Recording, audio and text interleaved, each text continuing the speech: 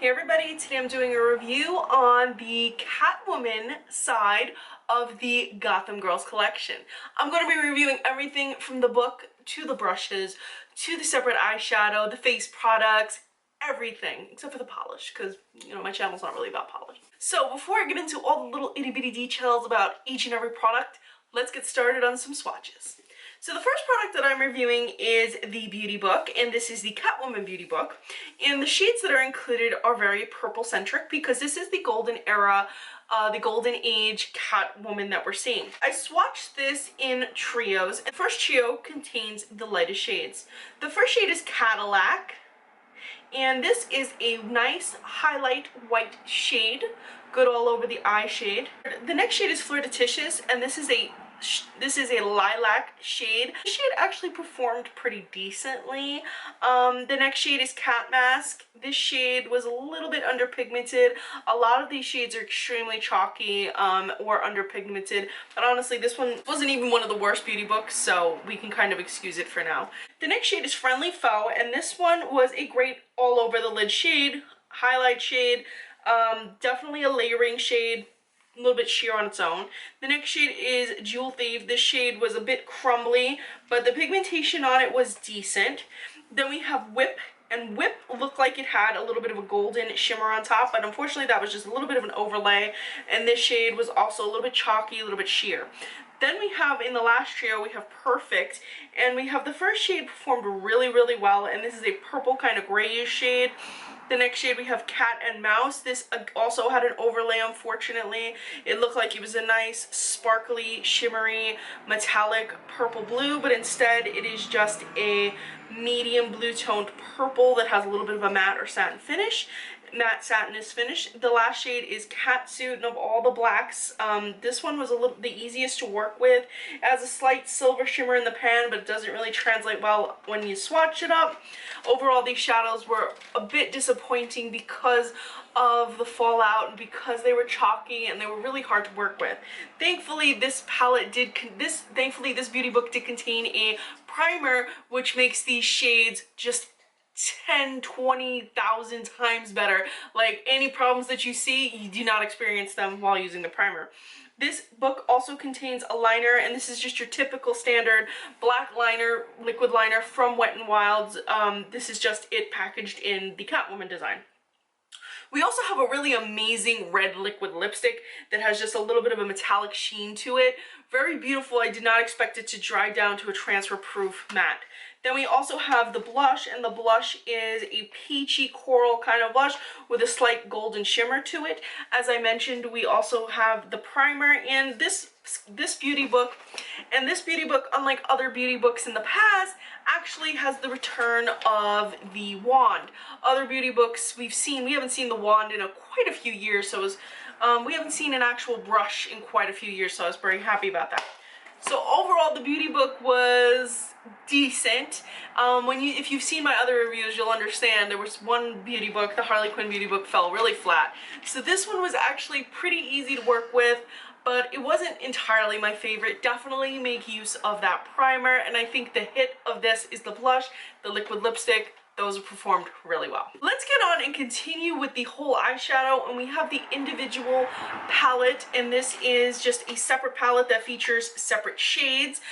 All the shades in here that look like they were shimmery or metallic, they also experience the overlay. So let's get swatching. These were pretty crumbly, just like the book. There was a lot of issues with formula. The first shade was a smooth to apply, beigey shade that was great for an all over the lid shade, great shade to start off your eyeshadow look. Then we have a crumbly taupe shade. This one was not easy to work with. This you're going to really want to have a gentle touch. Then we have a shade that looked like it was a pretty metallic burgundy, but when you swatch it up, it's actually just a plain old satin brown. That was like ultimately disappointing. Then we have a red, and this red was very hard to work with. To definitely use your primer. Unfortunately, the primer comes with the book and not with this. Then we have a medium green sheer, definitely buildable though. Then we have a shimmery green to go with it. That was a little bit easier to apply, a little bit smoother, but still kind of crumbly. Then we have a navy purple shade. a crumbly, just horrible to work with, and then the black, same issue. So I'm a little bit torn on this individual palette, and I'll tell you why. First of all, these shades on their own are kind of garbage, honestly. Use a primer, they're amazing. Another thing, a lot of these shades are kind of dupes for the Kat Von D Serpentina palette, because we have our red, our green, our blue, shades we don't typically see paired together in the drugstore like this. We have like the burgundy-ish shade. So these shades really reminded me of the whole Serpentina palette, where it had those same kind of jewel tone tones. So if you're looking for something similar to Kat Von D, Serpentina palette, similar shades, and you have a primer, I think you can make this work. But if these are not like your favorite shades and you're just buying it for the Halloween or whatever, it's okay. But if you're buying this to actually use like all the time without a primer, it's gonna fall a little flat. Then we have the Catwoman lipstick. The Catwoman individual lipstick is called Feline Fatale, and it is a dark purple lipstick. Very easy to work with, smooth to apply, didn't settle into the fine lines of the lips, didn't bleed, had a decent wear time of about 5 hours, 4 to 5 hours, depends. Like if you're eating a lot, this is going to come off. This isn't transfer proof, so this is going to only last on the lips. If you're eating a lot, like 3 hours. If you're just drinking, going through your daily activities, 4 to 5 hours. This really depends on what you're doing, but the wear was just very comfortable, smooth, neither hydrating nor drying, just a nice lipstick. And speaking of lipsticks, also we have the Catwoman Tattoo Junkie lip paint. This features the limited edition packaging of Catwoman on the tube.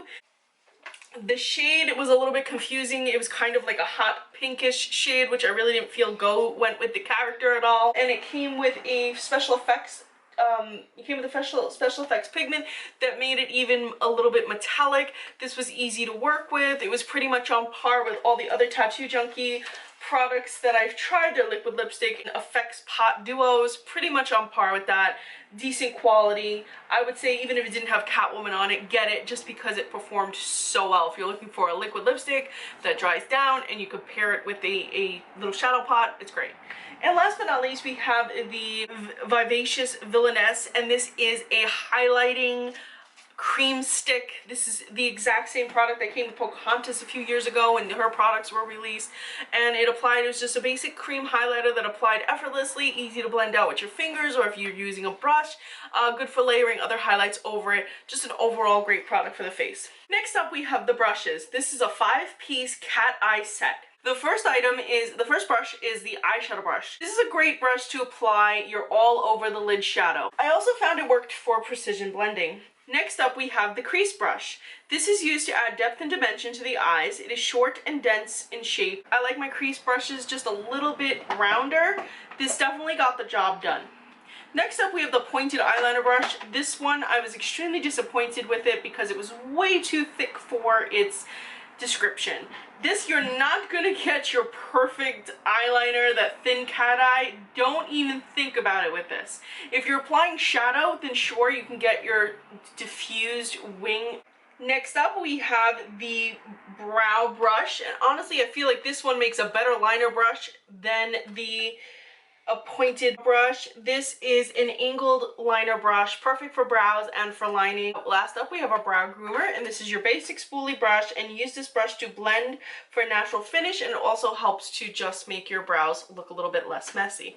One other thing I love about this collection is the packaging. You have purple cats all over a black background, and the tips are a light purple metallic with the cat sign, the cat image as well. So in terms of Catwoman, I feel like they didn't really do her as much justice as I would have liked to see. When I first got this collection, I loved the packaging. It definitely stayed true to the original comics, the original designs, the color scheme. They didn't over-sexualize it or also overly cartoonize it. They did a good job on that. But when it came to the shade selection, they did a decent job in the book itself, and even the shadow, the individual shadow product. Those were good selections of shades. The lip products were a little bit hit and miss in terms of shade selection. The dark purple lipstick, I feel like that works well. The hot pink lipstick doesn't work at all, and the red liquid lipstick worked amazing because I feel like red purple, that would go with Jewel Thief, but hot pink does not scream Jewel Thief. No. And then the highlighting stick, I thought that that was a little bit weird because she's a jewel thief, she's Catwoman. I wouldn't see her doing a highlighting product. Catwoman, eyes, cat eyes. I said, I don't understand why they did not release some sort of liquid eyeliner set, mascara set. They did it with Barbie, you know, and they brought, you know, they did it with Barbie. I don't understand why they couldn't do it with this. And if you want to argue, oh, well, you know, they don't want to repeat products, this whole Gotham Girls collection is just features products from every collection that they've ever put out. Even the little highlighting stick, that's from the Little Mermaid collection. That's from the Princesses collection. Pocahontas had the same product in the same coloring in the same packaging, just with a little Pocahontas thing on it rather than Catwoman. So I really don't understand why they included a highlighting stick versus an eye set or even lashes. Something Catwoman. I was so upset about that.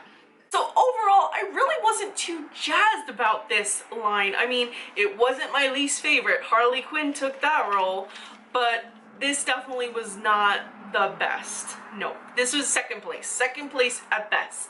I'm a little bit disappointed because these beauty books are usually better quality. I usually look forward to them, whereas this kind of fell flat just a little bit for me. So guys, did you pick up any of the Catwoman Gotham Girl items? If you did, let me know in the comment section below. Let me know your experiences with it. By the way, these are not children's makeup, so if you're wondering, I've seen comments in the past on these collections, oh, well, they're for children. They're actually not. Their price point and the age that they're gearing for is teenagers and 20s, just because of the price point and the way these collections are set up. These are set up for collectors. These are, I'm not saying that kids can't use these, but these aren't really, you know, with kids in mind. This isn't a kid-centric product, you know, because no kid is sitting there, no 7, 8, 9-year-old girl is sitting there going, boy, I love Golden Era Catwoman. No, they don't know who she is. They're not gonna recognize these characters. So, no, this is not children's makeup, in case you guys were wondering. But do leave your comments and your opinions below. I would love to hear what you guys think. Were you guys mad? Were you glad?